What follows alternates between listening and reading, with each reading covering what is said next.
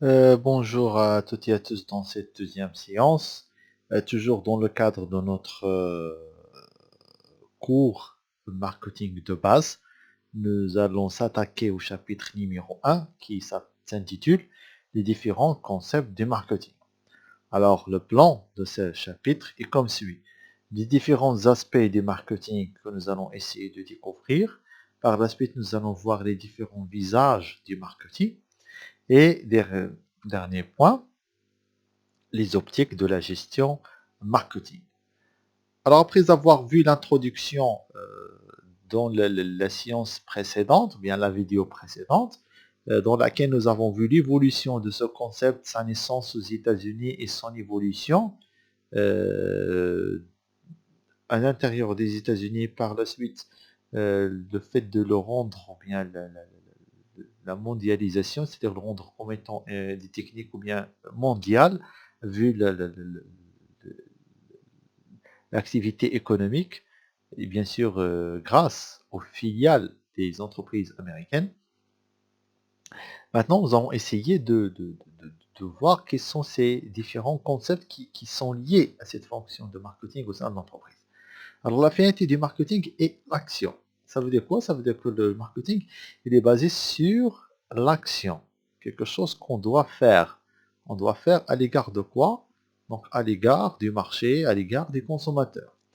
Alors, la finalité du marketing et l'action, ça veut dire quoi? Ça veut dire que le marketing est essentiellement orienté vers l'action. Alors l'action, comme vous pouvez la voir, elle est devant vous dans le schéma. Vous avez l'étude de marché, la connaissance, ça veut dire la connaissance des besoins des consommateurs au sein d'un marché. Par la suite, ces connaissances vous permettent d'élaborer une certaine stratégie qui va vous permettre de répondre aux besoins, de conquérir de nouveaux clients, de faire face à la concurrence et de vendre. Et pour mettre en place cette stratégie et l'appliquer, vous utilisez le mix marketing. Le mix, ça veut dire quoi? Les 4 P. Le produit, le prix, la promotion, bien la publicité et la distribution. Donc les 4 P, c'est pour opérationnaliser la stratégie sur le terrain. Donc les études de marché réalisées permettent à l'entreprise de prendre les meilleures décisions pour agir. Aucune euh, décision au niveau marketing pour la création des produits et la connaissance des besoins des clients ne peut être faite sans étude de marché. La phase d'étude de marché est une phase qui est primordiale, essentielle. On ne peut pas la passer. Toutes les décisions doivent être ou bien avoir un soubassement qui vient donc du marché.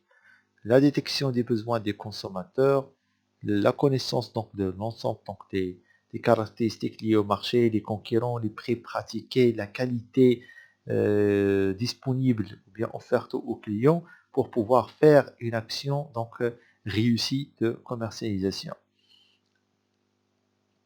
Donc l'action, là vous avez, toujours dans le cadre de cette action-là, vous avez donc une caricature qui permet d'élucider la chose. Vous avez donc ici un spot publicitaire, c'est-à-dire deux dirigeants d'une entreprise qui ont euh, créé, peut-être modifié, je ne sais pas, mais bon, l'idée derrière pardon, cette caricature, c'est le fait que ils ont mis une boisson, soda peut-être, et ils ont mis boire notre soda vous protège du Covid-19. L'un des dirigeants, il a dit, mais c'est faux.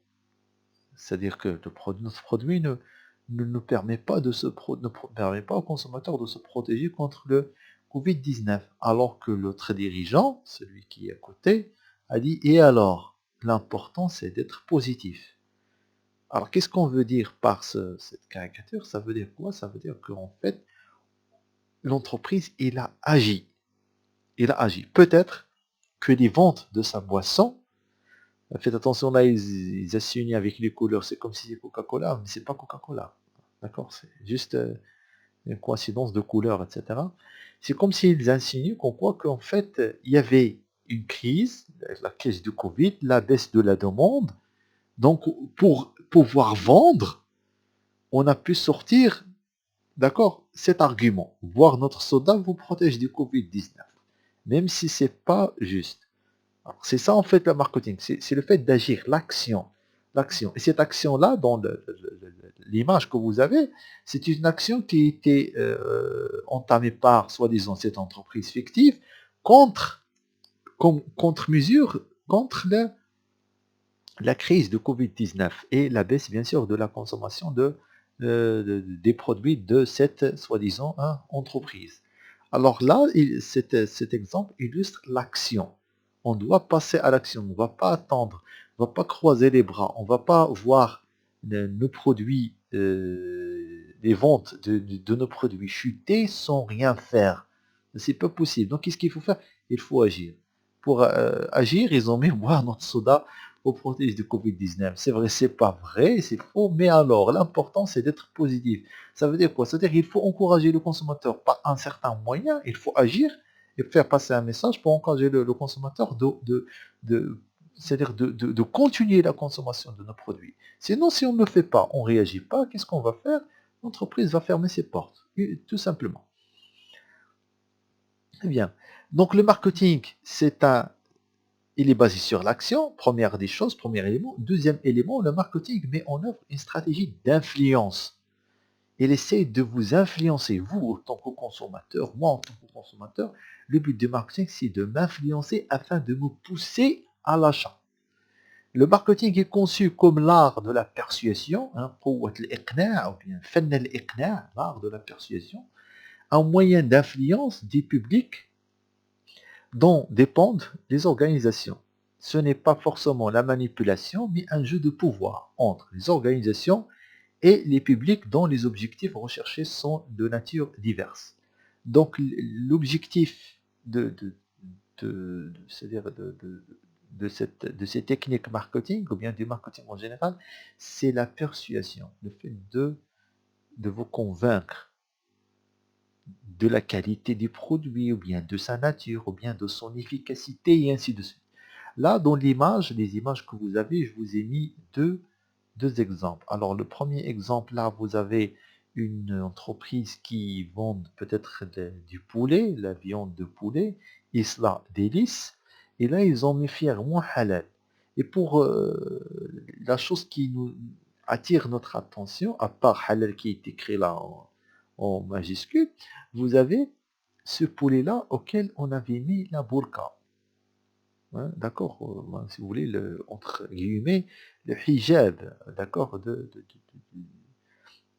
des pays des Golfes. Vous avez cette burqa ici, d'accord, comme quoi que ce poulet produit, il respecte c'est-à-dire les conditions c'est-à-dire de la charia pour la viande, la consommation de la viande chez les musulmans. C'est-à-dire que l'abattage, il a été fait selon les règles de la charia et bien sûr la viande est halal.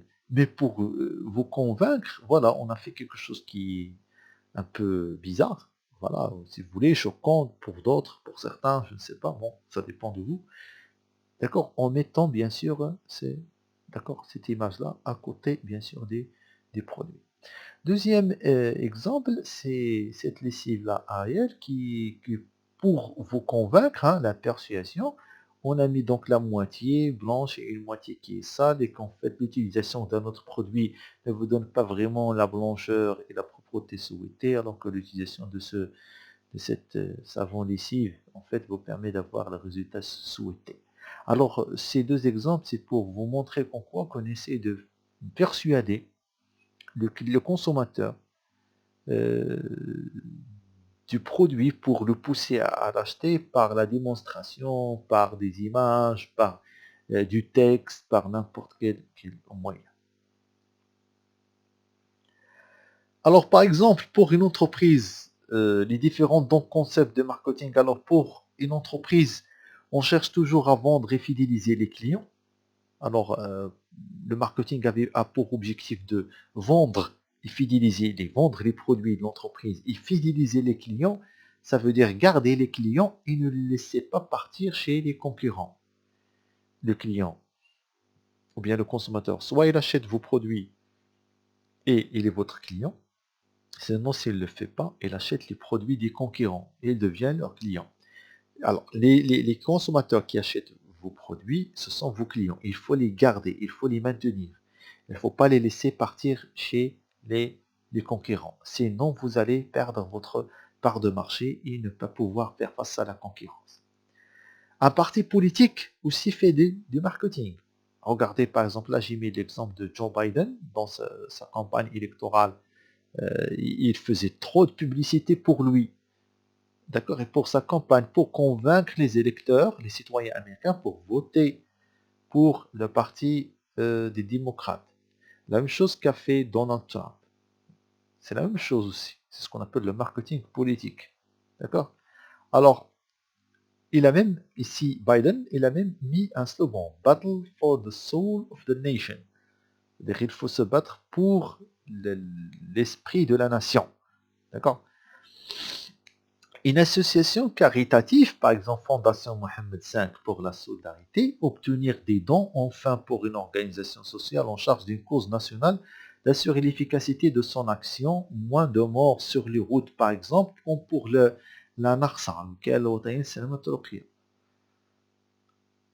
alors, toutes ces organisations, regardez, il y a ces organisations qui ont un but extra-commercial. C'est un but qui n'est pas commercial, ils ne veulent pas vendre.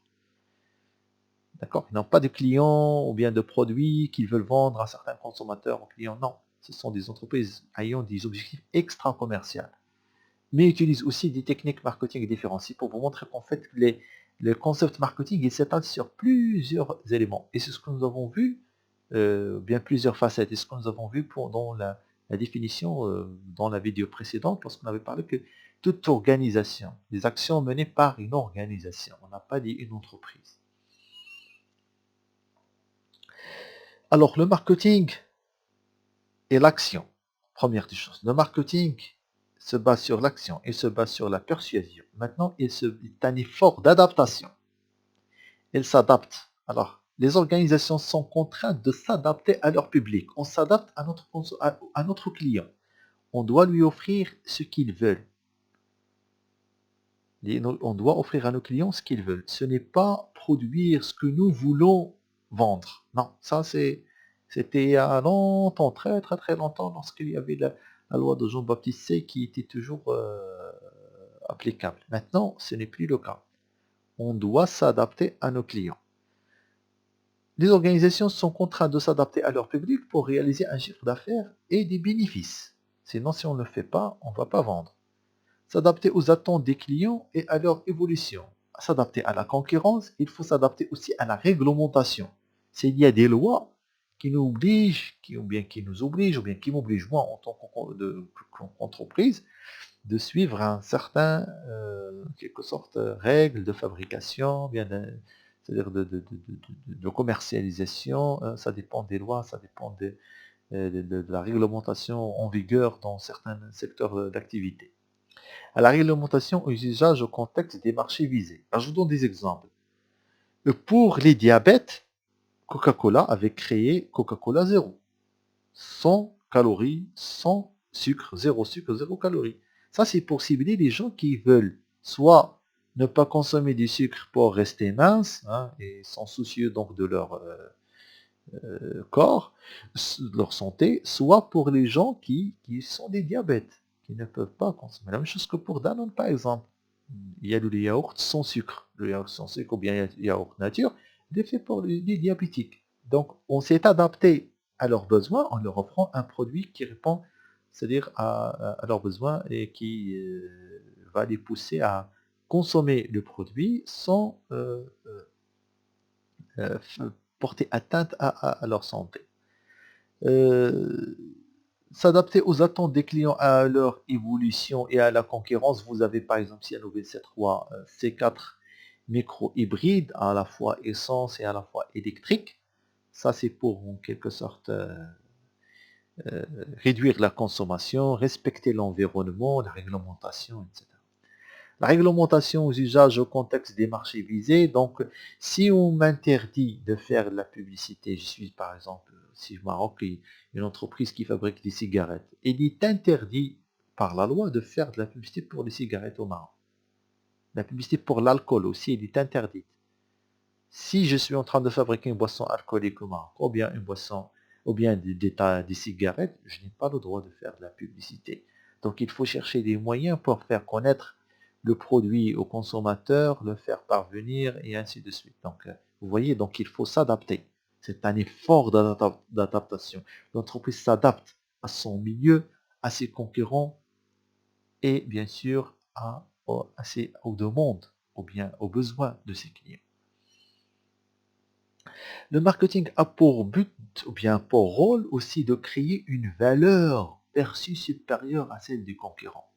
Chaque produit qu'on vous offre, il a une valeur, une certaine valeur. On vous dit la valeur d'échange, valeur d'usage dans les termes économiques, valeur d'usage, et il permet de vous donner des choses, ou bien de vous permettre de faire des choses. Par exemple, un ordinateur dernière génération vous permet de naviguer, de surfer, de jouer pour les gens qui aiment les jeux sur des ordinateurs. Il y a ce qu'on appelle, on dit PC gaming, ou bien gamer ordinateur gamer, c'est-à-dire il est conçu uniquement, ou bien il y a des caractéristiques de la RAM, carte graphique, etc., qui vous permet de jouer en ligne. Ça n'a rien à voir avec d'autres ordinateurs qui n'ont pas ces caractéristiques-là. Les téléphones smartphones, tout ce qui est technologique actuellement, les entreprises essayent de vous procurer de la valeur. C'est quelque chose qui est extraordinaire. Vous dites, waouh, c'est vraiment extraordinaire. Ça me facilite la vie et que cette valeur-là doit être supérieure à ce que les concurrents vous offrent. Alors sur des marchés concurrentiels, le meilleur moyen d'influencer le comportement de ces publics est de proposer une offre différente et perçue comme supérieure par des clients, afin de les inciter à adopter les comportements souhaités par l'entreprise, qui sont acheter, racheter et recommander le produit à son entourage. Si je prends le cas de Nokia, Nokia, vous connaissez cette entreprise. Nokia, c'était le leader des marchés des téléphones, des GSM, on va dire, ou bien téléphones portables. Il n'y avait pas de smartphone à l'époque, attention, jusqu'à la moitié des années 2000. Jusqu'à 2005, c'était vraiment le leader. Par la suite, qu'est-ce qui s'est passé? Il y avait l'apparition du premier iPhone en 2007. Le premier iPhone. Il est sorti en 2007 et c'était vraiment une création extraordinaire parce que c'était le premier smartphone. Par la suite, les choses se sont enchaînées. On avait la 3G et d'autres services qui se sont apparus. Nokia avait perdu le marché. Perdu le marché pourquoi? Il n'est plus leader parce qu'il n'a pas pu s'adapter à l'évolution de ce marché-là. Alors depuis le lancement de l'iPhone, Nokia a perdu le segment porteur des smartphones. Pourquoi? Parce qu'il n'a pas pu s'adapter. Il n'a pas suivi l'évolution des choses. Il n'avait pas cru à cette invention à l'époque. Ils disent non, non, non, non, ça va pas marcher, les smartphones, ça va pas marcher, les gens ne n'aimeront pas, alors que c'était le contraire. C'était le contraire. Une fois les gens ont pris les smartphones et se sont rendus compte qu'en quoi que c'est quelque chose d'extraordinaire, ils ont commencé à abandonner l'achat de ces portables de ce type-là. Voilà. C'était les portables de l'époque. Voilà. Donc, voilà, Apple, l'iPhone de 2007. Par la suite, il y avait le BlackBerry, mais il n'a pas tenu le coup longtemps. Et par la suite, voilà. Donc, il y avait l'apparition de Samsung par la suite qui avait pris la relève. Et vous avez actuellement Huawei. Huawei qui a encore fait face, bien sûr, à la concurrence sur le marché contre Huawei, contre l'Apple pour les modèles iPhone et ainsi de suite. Alors, qu'est-ce qu'il a fait Nokia? En 2011, il a signé un accord stratégique avec Microsoft pour pouvoir charger Microsoft de lui fournir ce qu'on appelle le système d'exploitation des smartphones. Il avait lancé des smartphones, le Nokia, Nokia sur le marché, mais ça n'a pas marché. Ça n'a pas marché, ça n'a pas attiré les clients. Pourquoi? Parce que le système d'exploitation n'était pas vraiment à la hauteur. Et les téléphones se bloquaient. D'accord? Ils se plantaient, ils se bloquent, ils se plantent.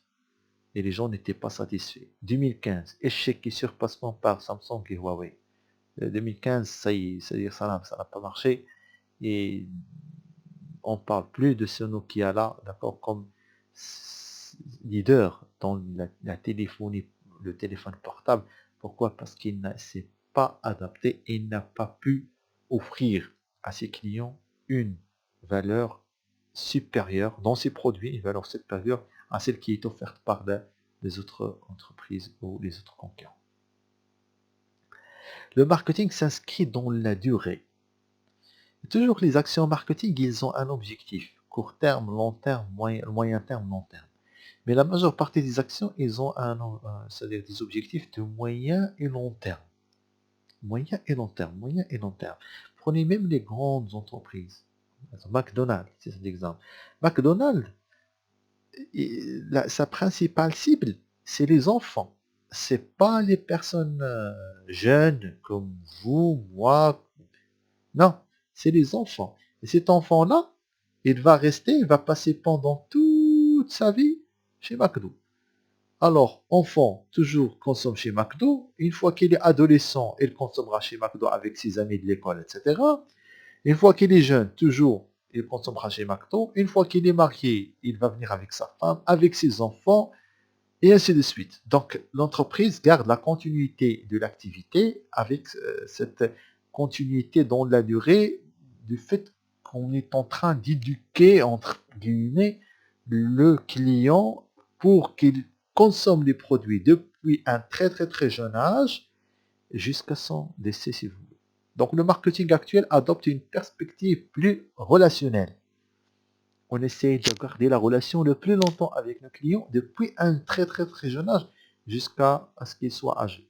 Il faut non seulement conquérir les clients, c'est-à-dire aller les chercher, chercher les nouveaux clients, à recruter, on dit recruter un client, ça se dit, hein, recruter des clients, c'est-à-dire que faire venir de nouveaux clients, attirer de nouveaux clients, mais encore les fidéliser. Donc, je vais faire venir de nouveaux clients et je vais mettre les mains et les pieds avec les techniques que me permet le marketing que me dote l'entreprise, le marketing en tant qu'entreprise pour fidéliser ces clients-là et les garder pour une longue et très longue durée.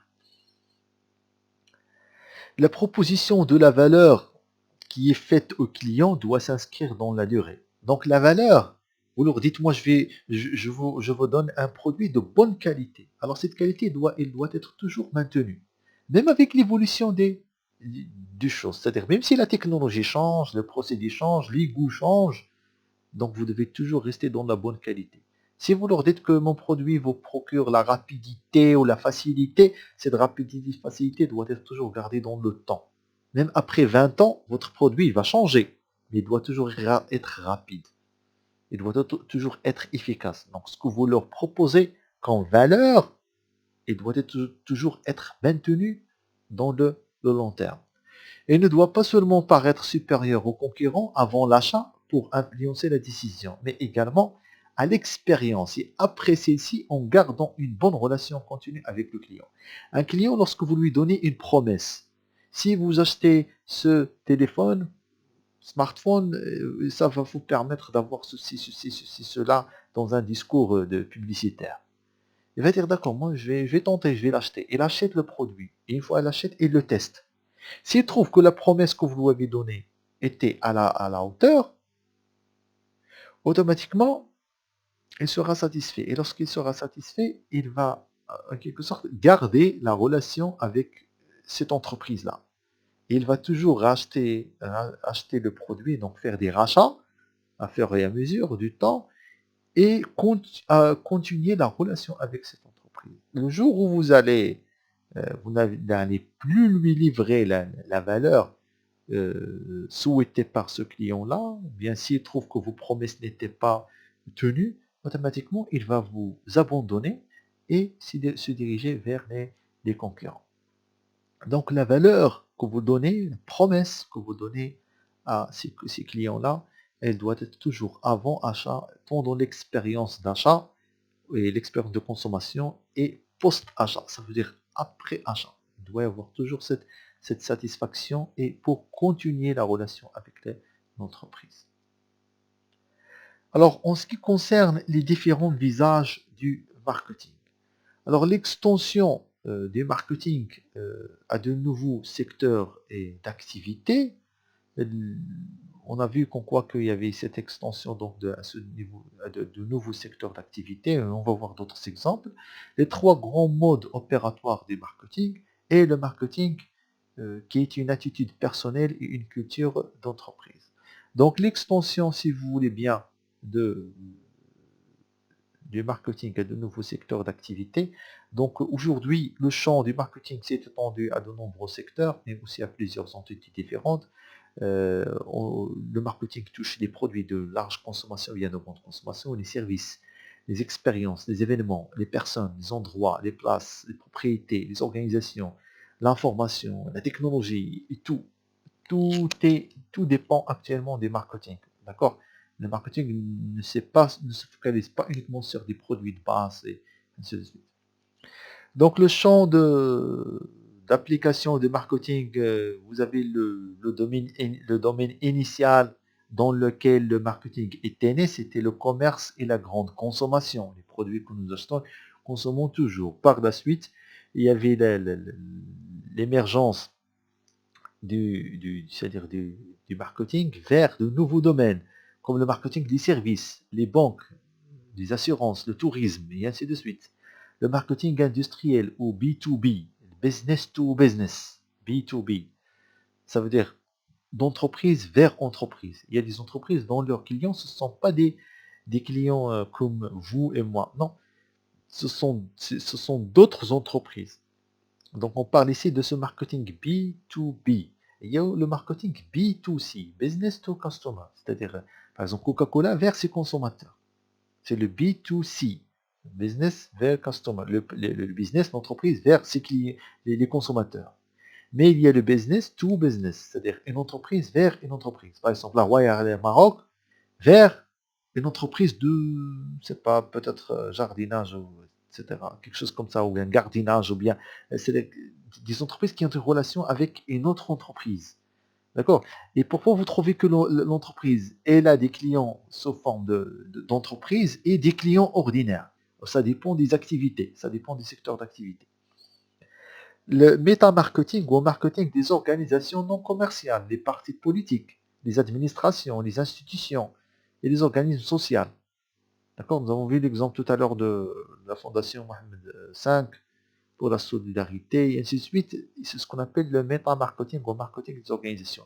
Aussi, ces entreprises, ces organisations, même s'ils ont un objectif qui est extra-commercial, le marketing il s'est intégré dans leur domaine et il est utilisable actuellement, d'accord, par ces organisations-là. Il y a de nouveaux concepts qui utilisent le marketing, comme le marketing digital actuellement, tout ce que les ventes sur Internet et tout, hein, les réseaux sociaux sont pleins de ces techniques donc, de marketing digital. Marketing international, entre pays et pays, entre nations et nations, avec tout ce qui va c'est-à-dire de la commercialisation des produits dans d'autres cultures. Je suis une coopérative ici d'Argan et j'exporte Argan, le produit cosmétique si vous voulez, à l'étranger, à l'Europe, ou bien en Asie, ou bien en Amérique. Donc là, pour vendre, je fais du marketing international.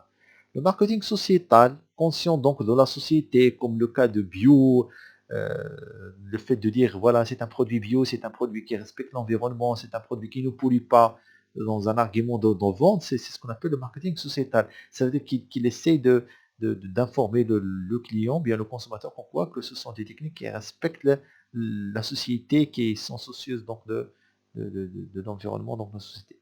Le marketing direct, le trade marketing ou le co-marketing, le celebrity marketing, lorsqu'on fait de la célébrité, regardez Gillette, Antoine Griezmann, donc lorsqu'on fait ou bien Cristiano Ronaldo, ou bien Lionel Messi, ou bien ça fait partie du celebrity marketing, d'accord?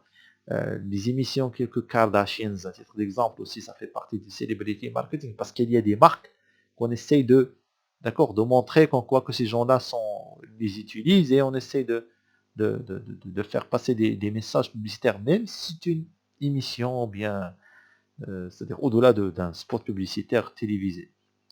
Le neuromarketing.